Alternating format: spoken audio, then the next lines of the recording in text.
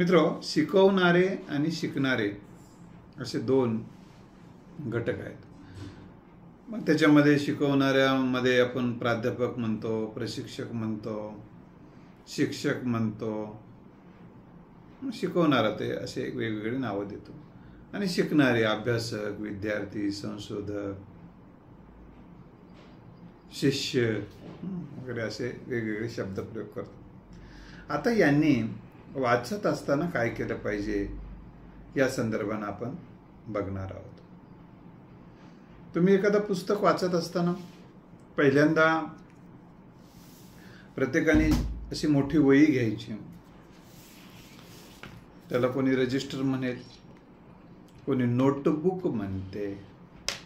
अशा पद्धतीची वही मोठ्या स्वरूपामध्ये घेऊन तुम्ही जे काही वाचत आहात, पुस्तक समजा ते पुस्तक वाचायचं आहे तुम्हाला, तर पुस्तक वाचत असताना त्या पुस्तकाचं नाव, लेखकाचं नाव, आवृत्ती, कोणत्या वर्षी ते प्रकाशित झालेलं आहे. कारण कधीतरी पुन्हा एखाद्या वेळेस संदर्भ आपल्याला परत शोधायचा असेल आणि ते पुस्तक सापडत नसेल ग्रंथालयात कुठे, तर आपल्याला ते पुस्तक मागवता येते. त्यामुळं पहिल्यांदा ह्या मुद्दे लक्षात घ्या. हे गांभीर्यानं वाचन करायचं असेल तर मी त्या गोष्टी करत असतो. माझ्या अशा मुद्द्यांच्या अशा वयासोबत असतात. म्हणजे आपण कुठलं पुस्तक, हे संदर्भ कुठला आहे म्हटल्यानंतर तुम्हाला सांगता आलं पाहिजे. आणि किंवा PhD करणाऱ्या विद्यार्थ्यांना तर ते लिहावंच लागतंय. कुठला संदर्भ कुठून घेतला, कोणाचा आहे, कोणत्या पृष्ठावर आहे, आवृत्ती कोणती आहे, हे सगळे संदर्भ त्यात यावे लागतात. तर म्हणून पहिल्यांदा मी तुम्हाला सांगितलं की अशी वही घ्या आणि वहीवर सगळं लिहिल्यानंतर पहिल्यांदा पहिल्या प्रकरणाचं नाव टाका.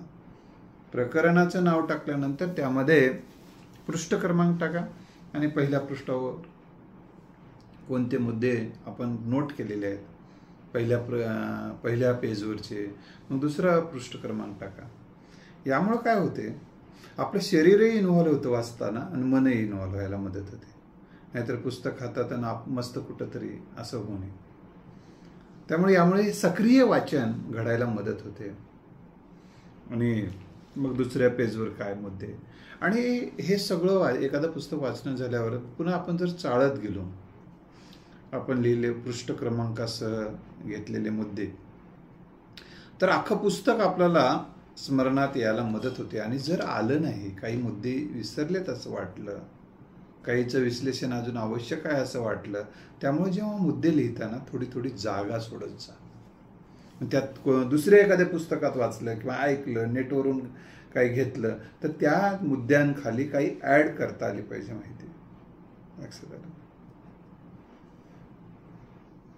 आता उदाहरणार्थ एखाद्या विशेषणाचा वाद असेल, तर या ग्रंथानुसार हे विशेषण आहे आणि या ग्रंथाचे लेखक हे आहे, तर या ग्रंथानुसार हे विशेषण आहे.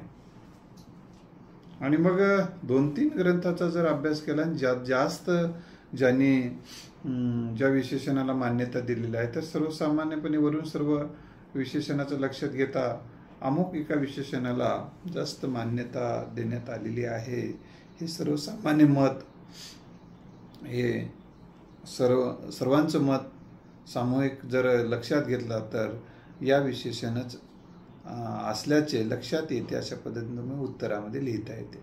हा एक मुद्दा आपल्याला लक्षात ठेवा. असं विविधता आली तर काय करावं याचं ते उत्तर आहे.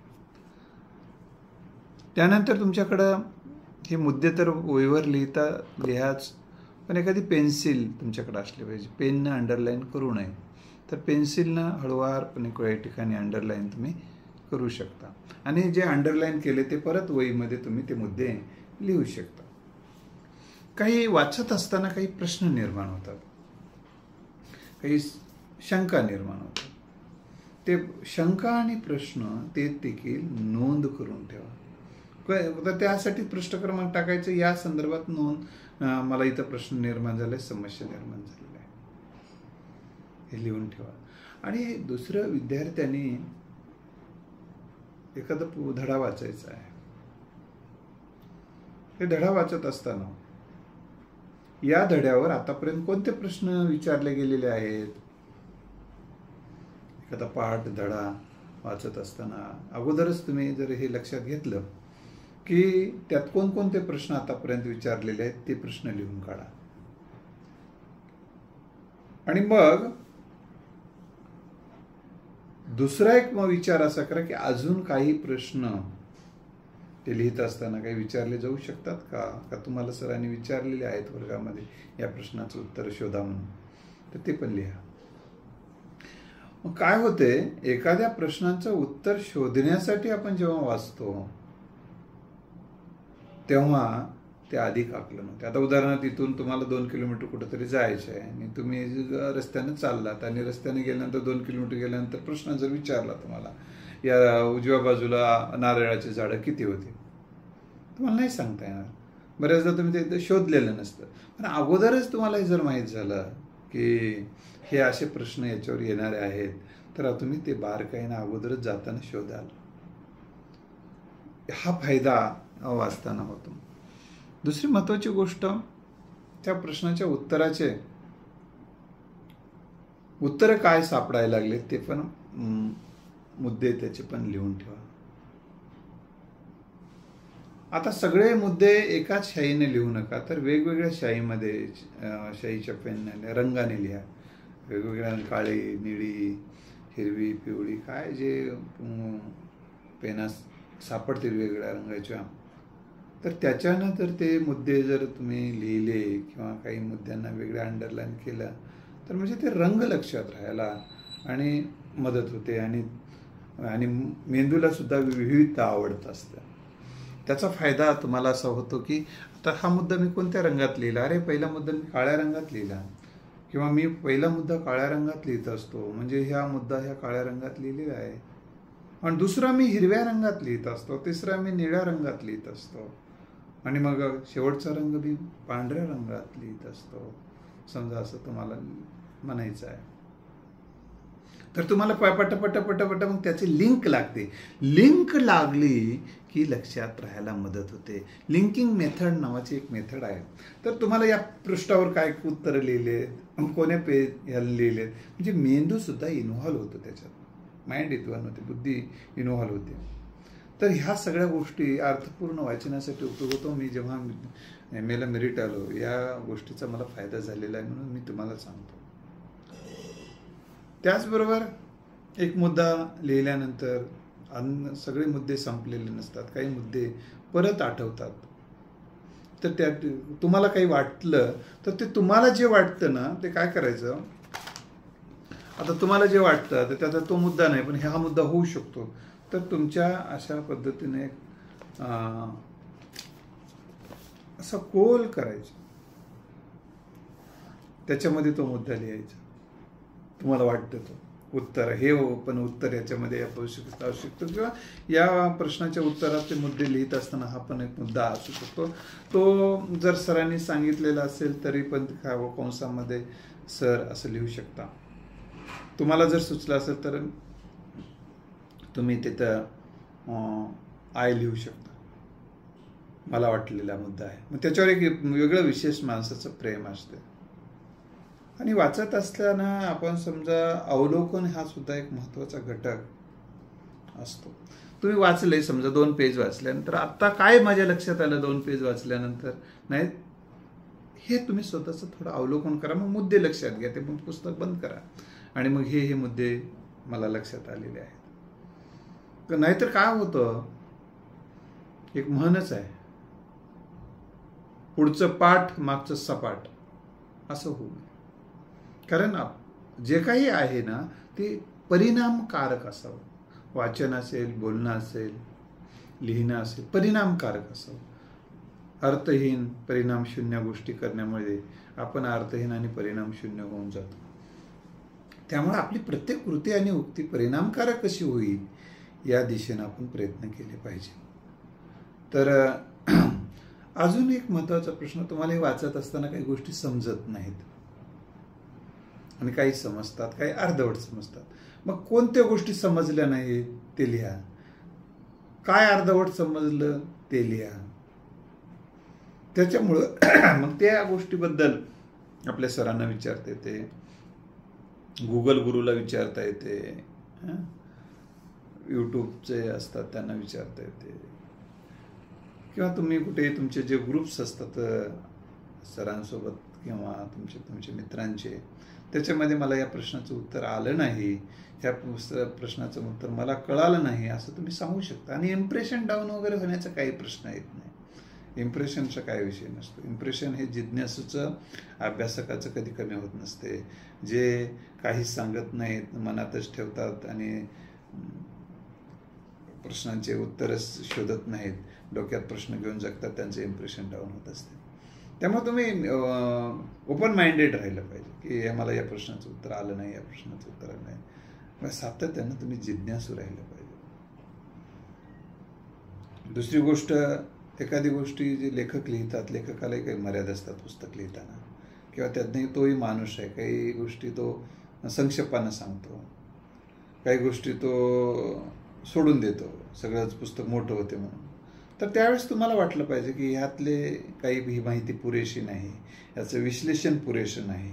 तेव्हा त्यासाठी मग तिथे लिहून ठेवा तुम्ही, हे विश्लेषण पुरेसं वाटत नाही हे मुद्दे. आता काय असते, उदाहरणार्थ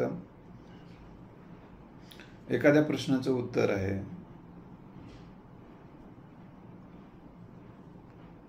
आता शिवकालीन सामाजिक परिस्थिती कशी होती, असं प्रश्नाचं उत्तर द्यायचे आहे तुम्हाला. आणि ते पुस्तक छत्रपती शिवरायांच्या जीवन कार्यावर आहे आणि तुम्ही वाचलात, आणि तिथं एकाच पॅरेग्राफमध्ये शिवकालीन परिस्थिती दिल्या, आर्थिक, राजकीय, सामाजिक, सांस्कृतिक परिस्थिती प्रतिकूल होती वगैरे, अशा पद्धतीने थोडंसं लिहून ठेवलेलं आहे. पण तुम्हाला त्या शिवकालीन सामाजिक परिस्थिती असेल किंवा शिवकालीन परिस्थिती असेल,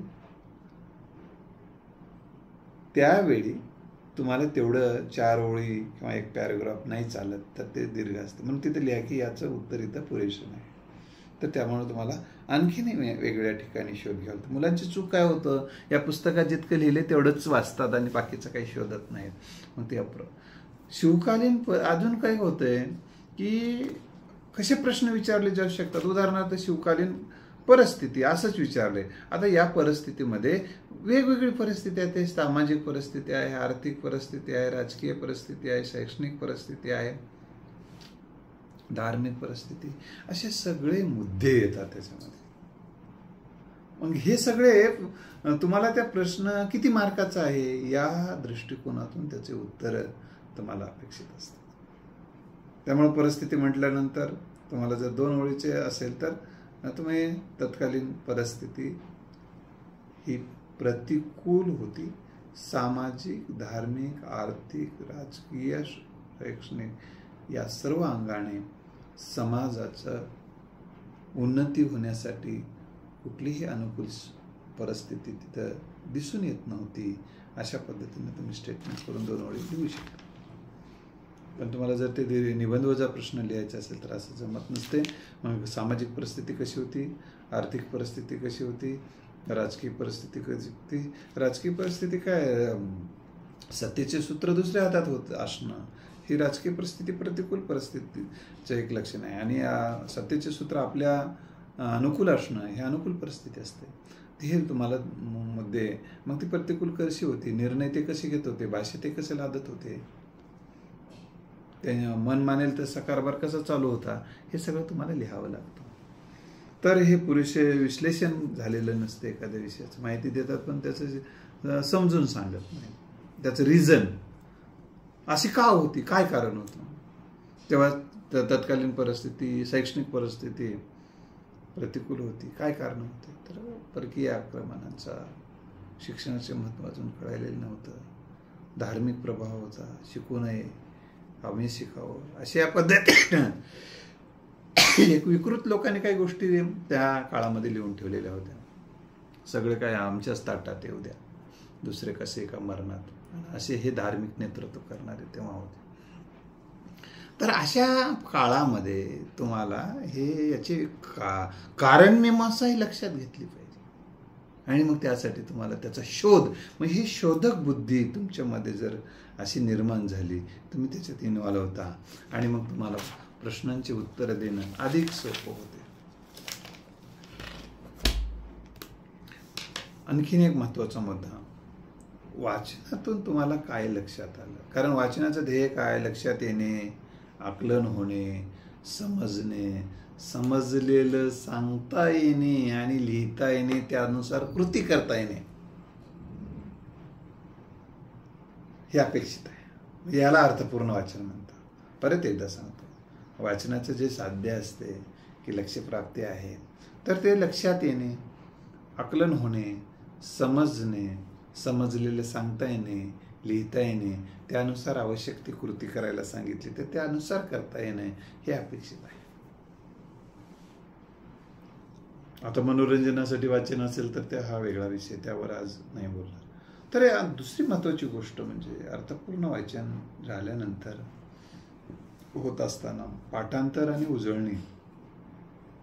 उजळणी करत राहिलात. पुन्हा ते काही मुद्दे दररोज मुद्द्यांसाठी एक वही करा आणि ते मुद्द्यांसाठी वही करून स्वतंत्र आणि ते रीतसर लिहून ठेवा आणि त्या मुद्द्यांचं पाठांतर, मुद्द्यांची उजळणी जर तुम्ही करत राहिलात तर तुम्हाला मग परीक्षेच्या काळात म्हणता ना, हे पॉईंट बघू दे की पॉईंट बघले की मी काहीतरी लिहितो, हे जे चालतं ना, तर अगोदरच हे मुद्दे तुम्ही जर रोज बघत गेलात, असं रोज रोज रोज रोज रोज प्रश्न आणि त्याचे मुद्दे जर बघत गेलात तर तुम्हाला रोज पाठ होते. बघून पाठ होत असतं.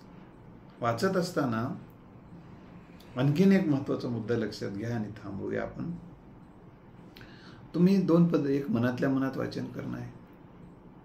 दुसरी गोष्ट, थोडं कधी कधी जोरात वाचा, थोडा वेळ वाचलं तर चालेल, पण इतरांना डिस्टर्ब होऊ नये.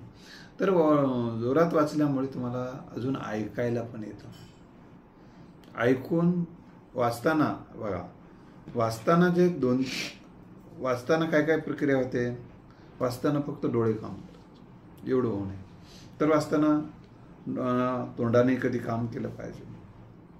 कोणते कोणते मुद्दे आपण लक्षात घेतले तर हे मुद्दे, तर त्यामुळे तोंड कान आणि हे मुद्दे जर तुम्ही लिहित असला तर हात सुद्धा काम करायला लागतात.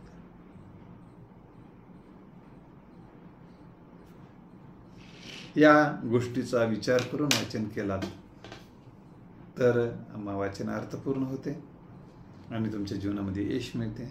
वाचनासंबंधी आणखी काही क्वेश्चन्स, काही प्रश्न, काही शंका असतील तर 9767704604 या माझ्या वैयक्तिक मोबाईल नंबरवर तुम्ही मला मेसेज करू शकता आणि आपण त्या प्रश्नाचं उत्तर मी देऊ शकतो. धन्यवाद. पुढच्या भागामध्ये एक नवा विषय घेऊन आपल्यासमोर मी उपस्थित राहणार आहे.